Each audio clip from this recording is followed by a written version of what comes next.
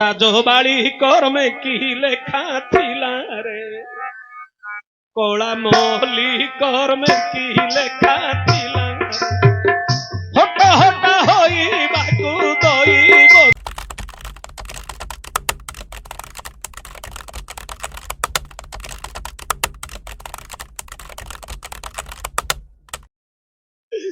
ଏ ଯୋ ମାଇ ପିଲାଟାକୁ ଲୁହ ନ କନ୍ଦେଇ ରକତ କନ୍ଦ ପଛି ପହଁରି ହେଇ କିଛି ହବନି ମୋର, ଚାରି ଡାଳ ଛିଡି ପଡିବ, କିଛି ହବନି, ମାତିଳି ଗଦା ଗଡାଇ କିଛି ହବନି। ହାର ତ କ୍ଷର ବୋର ତୋ ବାପା ବାଇଶି ଦାନ୍ତର ରକତ। ଏ ତ ରାତି ଅଧରେ ମାଇ ପିଲାଟାକୁ ବାନ୍ଧିକିରି ହଟ ହଟା କରୁନା, ଏଗୁଡାକ ଭଲ ନାହିଁ। ଭଲ ପିଲାର ଉସୁରୁ ନିଶା ଶାଗା ପଡିବ, କିଛି ପଡିବନି। ମଲେ ମଢ ଏକା ହବ। ମଲେ ମଢ ହେବି, ଯଦି ତମେ ମଲେ ମଢ ନ ହବ ମତେ ପଚାରିବ। ମଲେ ତ ସମସ୍ତେ ମଢ ହଉଛନ୍ତି, ହବେ ମୁଁ ମଧ୍ୟ ମଢ ମାନେ ହେବି। ହଉ ଯଦି ତମେ ହେଲେ ହବ, ମାତ୍ର ତମ ମଢ ଏ ଯୋଉ ମାଇ ପିଲାଟାକୁ କନ୍ଦାଉନ, ତମ ମଢ ସହଜରେ ପଡିବନି। କି ତମ ମଢକୁ ଗେଞ୍ଜଣା ବାଟିରେ କେମିତି ଲାଗା ପଡିବ? ଏମିତି ଗୋଟେ ଅଣ୍ଡରା ପିଲା ଅଛି ଯେ ତୃତୀୟ ପାଣ୍ଡବ ଅର୍ଜୁନକୁ ଗେଞ୍ଜଣା ବାରିରେ ଗେଞ୍ଜି ଦବ। ତୁ ଏମିତି ଅଣ୍ଡରା ପିଲା, ଥରେ ଭାଲୁ ଗଡିଆ ମୋ ମଢକୁ ତୁ ଗେଞ୍ଜି ଦବୁ? ଗେଞ୍ଜିବୁ ଯଦି ଇଏ ଯଦି ଗେଞ୍ଜିବ, ସେତେବେଳକୁ ଏମିତି ଗୋଟେ ନାତ ମାରି ମୂର୍ଖ ପିଲାକୁ ଯେ ଛତି ହେଇଯିବ। ମାତ୍ର ମୁଁ ତ ଛତି ହେଇ ପଡିଥିବି। ଏ ମୂର୍ଖ ପିଲା ରାଗ ଥିବ ଗେଞ୍ଜିବା ଆଗା ଯେ କେତେ ମଢ କେତେ ମଢ ଗଞ୍ଜାମ ବାଲିଗୁଡା ସହିତ ସବୁ ଜାଗା କେତେ ମଢ। ତୋ ବାଡିରେ ଏତେ ଆଞ୍ଚ ଅଛି କି ରେ, ତୋ ବାଡିଟାକୁ ହାଣିଦେବି ରେ ପୁଅ, ଜାଣିଛୁ?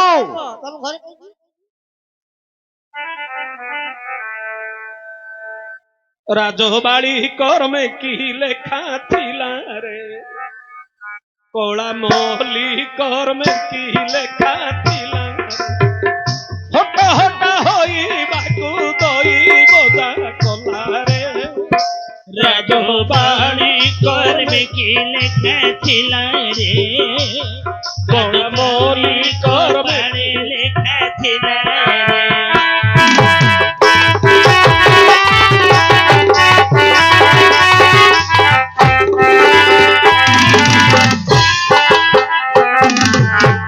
হটা হটা হেবা পাই দইব যা কলা রে, রাজবাড়ি কর্মে কি লেখা ছিল রে, কলা মলি কর্মে কি লেখা ছিল রে।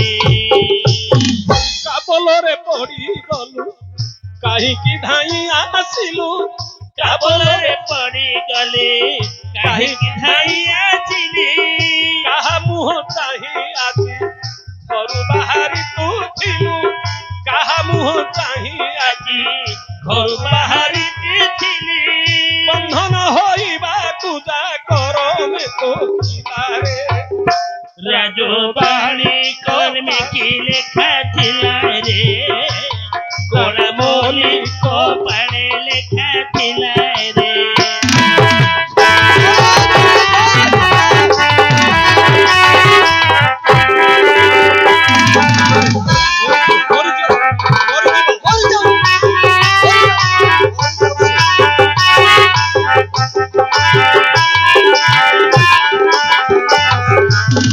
হটা হটা হেবা পাই দইব যা কলা রে, রাজবাড়ি কর্মে কি লেখা ছিল রে, কলা মলি কপালে লেখা ছিল রে।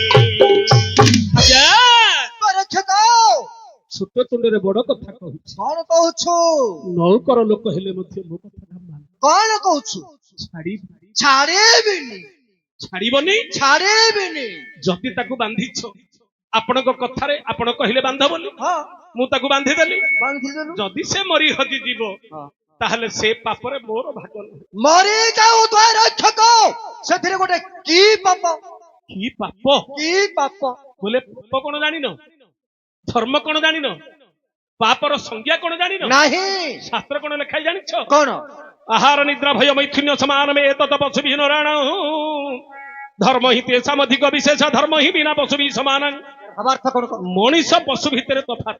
ତଫାତ କଣ? ମଣିଷ ପଶୁ ଭିତରେ ତଫାତ କଣ? ଆହାର ନିଦ୍ରା ଭୟ ମୈଥୁନ୍ୟ। ମୈଥୁନ୍ୟ। ଆଜ୍ଞା ଆପଣ ମାନଙ୍କୁ ମୋର ଅନୁରୋଧ, ଯାହା ପାଖରେ ଟିକେ ମଣିଷ ପଣିଆ ଥିବ ଏ କଥାଟା ଶୁଣିବ ଟିକେ ଯାହା ପାଖରେ ଟିକେ ମଣିଷ ପଣିଆ ଥିବ ଏ କଥାଟା ନିତାନ୍ତ ଭାବରେ ଶୁଣିବା ଦରକାର। ହଁ ଆହାର ଆମେ ଖାଉଛେ ପଶୁ ଖାଉଛେ ପଶୁ ଖାଉଛି ସିଏ ପାଳ କୁଣ୍ଡା ଖାଇଲେ ଆମେ ମଧ୍ୟ ଭାତ ଡାଲି ଭାତ ଡାଲି ଖାଉଛନ୍ତି ନିଦ୍ରା ଆମେ ନିଦ୍ରା ଶୋଉଛେ ପଶୁ ମଧ୍ୟ ନିଦ୍ରା ଶୋଉଛି ଆମ ପାଖରେ ଭୟ ଅଛି ପଶୁ ପାଖରେ ମଧ୍ୟ ଭୟ ଭୟ ଅଛି ନା ନାହିଁ ହଁ ମୈଥୁନ୍ୟ କାମ ଶକ୍ତି ଆମ ପାଖରେ ଅଛି ପଶୁ ପାଖରେ ଅଛି। ଅଛି ଆମେ ପୁଅ ଝିଅ ଜନ୍ମ କରୁଛେ ସିଏ ମଧ୍ୟ ବାଥୁରି ବାଛୁରୀ ଜନ୍ମ ଜନ୍ମ କରିପାରୁଛି ନା ନାହିଁ ହଁ ଅଥଚ ତାକୁ ପଶୁ ଆମକୁ ମଣିଷ କାହିଁକି କୁହାଯାଇଛି କାହିଁକି କୁହାଯାଉଛି କାହିଁକି କୁହାଯାଇଛି କାହିଁକି ନା ଧର୍ମ ହିଁ ଦେଶାମଧିକ ବିଶେଷ ମାନେ ଧର୍ମ ହିଁ ବିନା ବସୁ ବି ସମାନ କଣ ହେଲା ମଣିଷ ଜନ୍ମ ପାଇକରି ଯିଏ ଧର୍ମ କୋଉଟା ପାପ କୋଉଟା ଭଲ କୋଉଟା ମନ୍ଦ କୋଉଟା ଆଚ୍ଛା ଏ ଦିଟା କଥା ଯିଏ ଜାଣିପାରେ ନାହିଁ ସିଏ ହଉଛି ପଶୁ ସହିତ ବୋଲି ମୁଁ ପଶୁ ତମେ ମୁଁ ପଶୁ ପଶୁଠୁ ହୀନମାନ ପଶୁଠୁ ହିନମାନ ମୁଁ ପୁଣି ପଶୁଠୁ ହିନମାନ ହେ ହେ ମଣିଷ ଜନ୍ମ ପାଇଛ ତମେ କହୁଛ ମୁଁ ଧର୍ମ ଜାଣିନି କି ପାପ ଜାଣିନି ଭଲ ମନ୍ଦ କିଛି ଜାଣୁନ ନା ପଶୁ ବୋଲି କାହିଁକି କୁହାଗଲା କାହିଁକି ଗୋଟେ ଗାଈ ତାମ୍ବୁଟି ଜନ୍ମ କରୁଛି ତାମ୍ବଟା ହେଇସାରିଲା ପରେ ସେ କଣ କରୁଛି ଯୋଉ ମାଠୁ ଜନ୍ମ ହେଇଥାଉଛି ମାକୁ ଆଗାଉତରେ ହରଣ କରୁଛି ଯଦି ପାପ ପୁଣ୍ୟ ଜାଣିଥାନ୍ତା ମାକୁ ହରଣ କରନ୍ତା ନାହିଁ ଡଙ୍ଗାରେ ଖାଉଛି ସେଇଠି ଆଗା ଝାଡା ହଁ ହଁ ଯଦି ଭଲ ମନ୍ଦ ଜ୍ଞାନ ତା ପାଖରେ ଥାନ୍ତା ଖାଇବା ସ୍ଥାନରେ ଝାଡା ବସନ୍ତା ନାହିଁ ଯଦି ତମେ ମଣିଷ ଜନ୍ମ ପାଇକି ଯଦି ମା ମାଉସୀକି ହରଣ କରିବ ଏ ଖାଇବା ସ୍ଥାନରେ ଝାଡା ବସିବ ହଁ ଧର୍ମ ପାପ ଜାଣିପାରିବନି ତମେ କି ମଣିଷ ମୁଁ ଜାଣିନି ତମେ କି ମଣିଷ ମଣିଷ ନାହିଁ ସିଏ ଖାଲି ପଶୁ ଭଳିଆ ମଣିଷର ଆକୃତି ପଶୁ ପ୍ରକୃତି ପଶୁ ରହୁଛି ଆମର ପ୍ରକୃତି ତୋର ତ ମଣିଷ ଆକୃତି ପଶୁ ପ୍ରକୃତିରେ ଏନାଦିରେ ଚୋର ଭାଲୁ ଗଡିଆ ବୁଝିଲେ ଆଜ୍ଞା ତୁ କାହାକୁ କହୁଛୁ ରେ ଏ ମଣିଷ ଭିତରେ ଦେବତା ଏ ମଣିଷ ଭିତରେ ରାକ୍ଷସ ଅଛନ୍ତି ଏ ମଣିଷ ଭିତରେ ଅଛନ୍ତି ବ୍ରାହ୍ମଣ ଏ ମଣିଷ ଭିତରେ ଅଛନ୍ତି ମାନବ ଏ ମଣିଷ ଭିତରେ ଅଛନ୍ତି ଅସୁର ପ୍ରକୃତି ଆଚ୍ଛା ଜାଣିଛନ୍ତି କିପରି ଦେବଜାତି ଦୟା ଶାନ୍ତି ପିଶାଚ ପର ପୀଡକା ଭକ୍ତି ଲକ୍ଷଣ ମାନବ ବହୁ ଭୋଜନ ରାକ୍ଷସ ଭାବାର୍ଥ ଦେବଜାତି ହଁ ଯିଏ ଦିଏ ସିଏ ହଉଛି ଦେବତା ଦେବତା ଯିଏ ଦିଏ ସିଏ ହଉଛି ଦେବତା ଦେବତା ଦେଲେ ହିଁ ଦେବତା ଦେବତା ନା ନାହିଁ ହଁ ମାନବ ମାନିଲେ ହଉଛି ସିଏ ମାନବ ମାନିଲେ ହଉଛି ମାନବ ମାନବ ଅସୁର ଯାହା ଭକ୍ଷଣ କରେ ହଁ ହଁ ଯାହା ମିଳିଲା ତାହା ଭକ୍ଷଣ କରେ ହଁ ରାକ୍ଷସ ପିଶାଚ ପର ପୀଡକା ଆଚ୍ଛା ଯୋଉମାନେ ପରକୁ ପୀଡା ଦେଇକି ଆନନ୍ଦ ପାଆନ୍ତି ସେମାନେ ହଉଛନ୍ତି ପିଶାଚ ପ୍ରକୃତିର। ଭକ୍ତି ଲକ୍ଷଣ ଯଦି ମଣିଷ ଜନ୍ମ ହେଇକି ଯଦି ଭକ୍ତି ମାନବ ପାଖରେ ନାହିଁ ହଁ ସିଏ କି ମଣିଷ ଆଜିର ଦିନରେ ଲୋକ ପ୍ରବଳ ମଣିଷ ସଂଖ୍ୟା କମ କଣ କେମିତି ଜାଣିବା ଲୋକ କିଏ ମଣିଷ କିଏ କିଏ କେମିତି ଜାଣିବା ଲୋକ କିଏ ମଣିଷ କିଏ ଭାଗବତରେ ତାର ପ୍ରମାଣ ଅଛି କିପରି ଏଇଟା ମୁଁ କହିବିନି ଆଉ ଓଡିଆ ଭାଗବତ ପ୍ରତ୍ୟେକ ଗାଁ ଗାଁରେ ଭାଗବତ ତୋଡ଼ି ପ୍ରତ୍ୟେକ ଘରେ ଭାଗବତ ରହିବା କଥା। ଆଚ୍ଛା ଭାଗବତ ଗୋଟେ ପୁରାଣ ନୁହଁ ନା ଭାଗବତ ହଉଛି ଭଗବାନଙ୍କର ଗୋଟେ ସ୍ୱରୂପ ସ୍ୱରୂପ ଆଜି ପଚାରିବା ପ୍ରତ୍ୟେକ ସିଙ୍ଗପୁର ଗାଁରେ ପ୍ରତ୍ୟେକ ଘରେ ମୋବାଇଲ ଅଛି କାହା ଘରେ 2ଟା କି 3ଟା କି 4ଟା ଲେଖେ ମୋବାଇଲ ଥିବ ସମସ୍ତଙ୍କ ଘରେ ହଁ ନା ନାହିଁ ହଁ ପ୍ରାୟ ଘର ମାନଙ୍କରେ ମଧ୍ୟ ମୋଟର ସାଇକେଲ ପ୍ରାୟ ଘରେ ମଧ୍ୟ ସମସ୍ତଙ୍କ ଘରେ ରହିଛି ରହିଛି କିନ୍ତୁ କେତେ ଘରେ ପଚାରିବା ଭାଗବତ ଆଉ ଗୀତା ବହି କେତେ ଘରେ ରହିଛି କେତେ ଘରେ ରହିଛି ଭାଗବତ ପୁରାଣ ବହି ନାହିଁ କାହିଁକି ଏ କଥାଟି କହୁଛି କାହିଁକି ଆଜି ପର୍ଯ୍ୟନ୍ତ ଆମେ ବୁଝିଛେ ଭାଗବତଟା ଗୋଟେ ପୁରାଣ ପୁରାଣ ବହି ହଁ ଆପଣ ଜଗନ୍ନାଥ ମନ୍ଦିରକୁ ଯିବେ ଆଚ୍ଛା ଠାକୁରଙ୍କ ପାଖରେ ଭାଗବତ ଗ୍ରନ୍ଥଟା ପୂଜା ହଉଛି ପ୍ରତ୍ୟେକ ମଠ ମନ୍ଦିରରେ ଦେଖିବେ ଭାଗବତ ଗ୍ରନ୍ଥଟା ପୂଜା ହଉଛି ଅନ୍ୟ କୋଉ ବହି ନାହିଁ ଜ୍ଞାନ ଆହରଣ ପାଇଁ ବହି ରଖା ହେଇଛି ଆଚ୍ଛା କିନ୍ତୁ ଭଗବତ ସ୍ୱରୂପ ହଉଛି ଯିଏକି ଭଗବାନଙ୍କର ସ୍ୱରୂପ ହଉଛି ସେ ଭାଗବତ ଗ୍ରନ୍ଥ ଆଚ୍ଛା ଜଗନ୍ନାଥ ଦାସ ଓଡିଆ ଭାଷାରେ ତାକୁ ଓଡିଆର ବ୍ୟାସ ହଉଛନ୍ତି ଜଗନ୍ନାଥ ଦାସ ନବାକ୍ଷରୀ ବୃତ୍ତରେ ତାକୁ ଲେଖିଛନ୍ତି ଲୋକେ ହୋଇବେ ଖଳ ବଳ ଗୋବିନ୍ଦ ନାସିବେ ଭୁବନ ମଣ୍ଡଳ ଗୋବିନ୍ଦ ଏଣୁ ହୋଇବେ ଅଳ୍ପାୟୁଷ ଗୋବିନ୍ଦ ସକଳେ ଦିବେ ନାଶ ଗୋବିନ୍ଦ ଲୋକ କିଏ ନା ଲୋକେ ହୋଇବେ ଖଳବଳ ନାସିବେ ଭୁବନ ମଣ୍ଡଳ ଏଣୁ ହୋଇବେ ଅଳ୍ପାୟୁଷ ପାପ ସକଳେ ଯିବେ ନାଶ ଏମାନେ ହଉଛନ୍ତି ଲୋକ ଆଚ୍ଛା ମଣିଷ କାହାକୁ କୁହାଯିବ କାହାକୁ ଅନେକ ଜନ୍ମ ପୁଣ୍ୟ ଫଳେ ଗୋବିନ୍ଦ ମାନବ ଜନ୍ମ ମହି ତଳେ ଗୋବିନ୍ଦ ମାନବ নাম দুর্লভ গোবিন্দ যেবে গোবিন্দে করে ভাব গোবিন্দ যেবে গোবিন্দে ভাব নাহি গোবিন্দ মনুষ্য জন্ম কাহি পাই গোবিন্দ ମଣିଷ କାହାକୁ କୁହାଯିବ? ଆହାକୁ ଅନେକ ଜନ୍ମ ପୁଣ୍ୟ ଫଳେ ମାନବ ଜନ୍ମ ମହି ତଳେ ଏ ସଂସାରକୁ ଆସିছে ଆକି ନାଇଁ କେତେ ଥର ଜନ୍ମ ହେଇଛି ଆମେ ସେ କଥା ଜାଣିନୁ। ନାହିଁ ବହୁତ ଥର ଏ ପୃଥିବୀକି ଆମେ ଆସୁଛେ। ଆଚ୍ଛା ଆମେ ସମସ୍ତେ ଦେହାଭିମାନୀ। ହଁ ହଁ ଆଜି ପର୍ଯ୍ୟନ୍ତ ଦେହଟାକୁ କେବଳ ମୁଁ ବୋଲି ଆମେ ଭାବିଛୁ। ହଁ ଆଜ୍ଞା ଦେହଟା ମୁଁ ନୁହଁ, ଆଉ ଦେହଟା ମୁଁ ନୁହଁ। ଆଉ କିଏ? କଣ? ଆମକୁ ଯଦି ସମସ୍ତଙ୍କୁ ପଚାରିବା ତମେ କିଏ, ତମ ନାଁଟି କଣ, ଆପଣ କହିବେ ରାମ କି ଶାମ କି ଦାମ, ଘରଟା ହଉଛି ମୋର ସିଂହପୁର। ହଁ ମୁଁ କହିବି ମୋ ନାଁଟି ସନ୍ତୋଷ ବାଡ଼ି, ମୋ ଘର ପାଟପୁର କି ଜୁରା। ନାହିଁ, ମୁଁ ସନ୍ତୋଷ ବାଡ଼ି ନୁହଁ। ଆଉ କିଏ? ଯଦି ମୁଁ ସନ୍ତୋଷ ବାଡ଼ି, ହଁ ମା ଗର୍ଭରେ ମୋ ନାଁଟା ଥିଲା କି? ନାଇଁ ନାହିଁ ସନ୍ତୋଷ ବାଡ଼ି ଆପଣଙ୍କ ନାଁଟା ରାମ କି ଦାମ ମା ଗର୍ଭରେ ଥିଲା କି? ନାହିଁ ନାଁଟା କେତେବେଳେ ହେଲା? ଜନ୍ମ ହେଲା ପରେ ଜନ୍ମ ହେଲା ପରେ ଏ ଦେହଟାକୁ ଗୋଟେ ଚିହ୍ନିବା ପାଇଁ ଗୋଟେ ପରିଚୟଟି କେବଳ ଏଇଟା ଦିଆ ହେଇଛି। ହଁ ହଁ ଯେତେବେଳେ ମାଟିରେ ମିଶିଯିବ ନାଁଟା ମଧ୍ୟ ଲିଭି ଯାଉଛି। ହେଲେ ଦେହଟା ରହୁଛି କି ସବୁଦିନ? ଆଚ୍ଛା ଆମେ କହିବା ଗାଁଟା ସିଂହପୁର, ପୂର୍ବରୁ ଏ ଗାଁରେ ଥିଲେ କି? ନାହିଁ ମଲା ପରେ ଆଉ ଥରେ ଏ ଗାଁରେ ଆଗା ରହିବା କି? ନା ନା ନା ନା ଏଇଟା ମଧ୍ୟ ଆମର ଠିକଣା ନାହିଁ। ଆହା ମୁଁ ହଉଛି ଆତ୍ମା, ମୁଁ ହଉଛି ଆତ୍ମା। ଆତ୍ମା ଭଗବାନ ଏଠିକି ପଠେଇଛନ୍ତି ଏ ସଂସାରକୁ ଆସିଛେ। ଆଉ ଥରେ ଆମର ଠିକଣା ହଉଛି ପରମ ଧାମ। ପରମ ଧାମ ଯୋଉଠୁ ଆସିଛେ ପୁଣି ଆଉ ଥରେ ସେଇଠିକି ଯିବାକୁ ପଡିବ। ପଡିବ। ମୂଳ ଠିକଣା ହଉଛି ସେଇଠିକି। ହଁ। ହଁ ନାଟ କରିବାକୁ ସିଂହପୁରକୁ ଆସିଛେ, ଆଚ୍ଛା ସମୟ ହେଇଗଲା ଆମେ ନାଟ ଭାଙ୍ଗିକି ଗାଁକୁ ପଳେଇବା। ପଳେଇବା ଏ ସଂସାରକୁ ମଧ୍ୟ ସେମିତି ଏ ରଙ୍ଗମଞ୍ଚକୁ ଆମେ ନାଟ କରିବାକୁ ସମସ୍ତେ ଆମେ ଆସିଛେ। ଅଭିନୟ କରିବାକୁ ଆସିଛେ। କିଏ ମାର ଅଭିନୟ, କିଏ ବାପାର ଅଭିନୟ, କିଏ ପୁଅର ଅଭିନୟ, ଏମିତି ସବୁ ଚାଲିଛି ସେଇଠି। ଏ ସଂସାର ରଙ୍ଗମଞ୍ଚ, ଏଇଟା ଗୋଟେ ରଙ୍ଗମଞ୍ଚ। ଅଭିନୟ ସରିଗଲା ଆମେ ଆଉ ଥରେ ସଂସାର ଛାଡିବାକୁ ପଡିବ। ପଡିବ ଏବେ ମା ସତ୍ୟଭାମା ସବୁ ଆସିଥିଲେ। ପ୍ରଥମରେ କାହାର ଝିଅ ହେଲେ, ତାପରେ କାହାର ଭଉଣୀ ହେଲେ, କାହାର ସ୍ତ୍ରୀ ହେଲେ, ତାପରେ ମା ହେଲେ, ଗୋସେଇ ମା ହେଲେ ନା ନାହିଁ। ହଁ ସେଇଠୁ ତାଙ୍କର ଖେଳ ମଞ୍ଚ ସରିଗଲା, ସେ ବର୍ତ୍ତମାନ ଛାଡିକିରି ଚାଲିଗଲେ। ଚାଲିଗଲେ। ଆମେ ମଧ୍ୟ ଦିନେ ସଂସାର ଛାଡିବାକୁ ପଡିବ ନା ନାହିଁ। ନିଶ୍ଚୟ କେହି ରହି ନାହିଁ ଆହା ରହିବେ ନାହିଁ ଖବରଙ୍ଗ ଭୂମି ତଳେ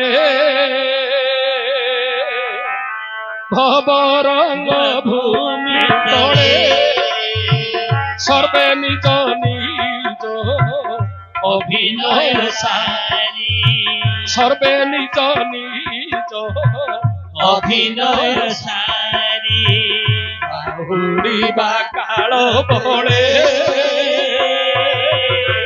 ବାହୁଡ଼ିବା କାଳ ବଳେ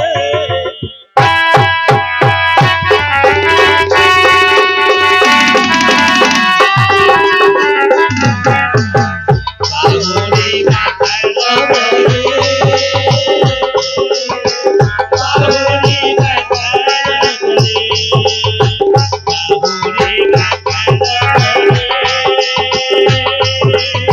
ବାହୁଡ଼ିବା କାଳ ବଳେ କେହି ରହି ନାହିଁ ରହିବା ନାହିଁ ଏ ଭବରଙ୍ଗ ଭୂମି ତଳେ ଚଳେ ସର୍ବେ ନିଜ ନିଜ ଅଭିନୟ ସାରି ବାହୁଡ଼ିବା କାଳ ବଳେ। ଆଚ୍ଛା କାହିଁକି ନା କାହିଁକି ସଂସାର ସାଗର ରୂପେଣ ବିନ ରୂପେଣ ମାନବ ମାନବା ଜଞ୍ଜାଳ ଜାଲ ରୂପେଣ କାଳ ରୂପେଣ ଧିବରା ଥିବ। ସଂସାର ସାଗର ଭିତରେ ଆମେ ଗୋଟେ ଗୋଟେ ମାଛ, ଜଞ୍ଜାଳ ଜାଲ ଭିତରେ ଆମକୁ ବନ୍ଧା ହେଇକିରି ଥୁଆ ହେଇଛି। ହଁ ବିନା ଦୌଡ଼ି ବିନା ପଖାରେ ଗୋଟେ ଗାଈକି ମଇଁଷିକି ଦାମ୍ବୁଡିଟାକୁ ପଖାରେ ବାନ୍ଧିଲେ ସିଏ ରହୁଛି। ହଁ ଆମକୁ କୋଉ ପଖା ଲାଗିଛି ଏ ବାଡ଼ି? କିନ୍ତୁ ଅଦୃଶ୍ୟ ଦୌଡ଼ିରେ ମାୟା ଦୌଡ଼ି ଭିତରେ ହଁ ପୁଅ ବୋଉ ସ୍ତ୍ରୀ କେତେ ଲାଞ୍ଛନା ଦେଲେ ମଧ୍ୟ ଛିଡେଇକିରି ଆମେ ଯାଇପାରୁନୁ। ଯାଇପାରୁନି ଯାଇପାରୁଛେ କି? ନାହିଁ ଧାର୍ଯ୍ୟଠୁ ଗାଳି, ପୁଅ ବୋଉଠୁ ଭର୍ସନା, କେତେ ନିନ୍ଦା କେତେ ଅପମାନ ହେଲେ ମଧ୍ୟ ସେ ଦୌଡ଼ି ଆମେ ଛିଡେଇ ପାରୁନି ଏମିତି ସେ ଦୌଡ଼ି ମୋହ ଦୌଡ଼ିରେ ବନ୍ଧା ହେଇଛି ଆମେ ସମସ୍ତେ ଆଜ୍ଞା ସଂସାର ଭିତରେ। ନା ନାହିଁ ତେଣୁକରି ଆଜ୍ଞା ଏ ସଂସାରରେ କେବଳ ଧରିକିରି ଯିବା କଣ ଜାଣିଛ?